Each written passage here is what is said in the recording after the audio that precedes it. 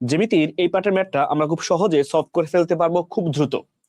এই ম্যাথে বলা হয়েছে একটা সুষমবহুভুজের প্রত্যেকটা কোণ যদি 144 ডিগ্রি হয় তাহলে ওই বহুভুজের কতটা বাহু আছে।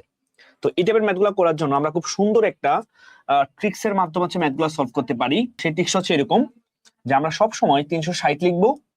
হ্যাঁ, এই 360 কে আমরা এই যে বহুভুজে যে কোণের মান দেওয়া আছে 144 ডিগ্রি, সেই 44 ডিগ্রি হচ্ছে আমরা এই 180 থেকে 144 কে হচ্ছে আমরা বাদ দিব। বাদ দেওয়ার পরে দেখি আমরা কি পাই। তো 360 নিচে 180 মাইনাস 144, 6 আছে 10 হবে হচ্ছে 6 হইলে, হাতে আছে 1, 5 5 আছে 8 হবে হচ্ছে 3 হইলে, 1 1 শূন্য, 36। তো আমরা দেখতে পাচ্ছি আমরা এই 36 কে 360 দ্বারা ভাগ করলে কত পাবো? 10 পাবো, ঠিক না? 6 থেকে 6 তে একটা শূন্য, তার মানে হচ্ছে 10। অর্থাৎ এই সুষম বহুভুজের প্রত্যেকটা কোণ যদি 144 ডিগ্রি হয় তাহলে ওই ত্রিভুজের যে বাহু সংখ্যা, সে বাহু সংখ্যা হবে মাত্র 10টা। আশা করি ভিডিওটা ভালো লেগেছে। যদি ভিডিওটা ভালো লেগে থাকে তাহলে অবশ্যই পেজটিকে ফলো দিয়ে পাশে থাকবেন।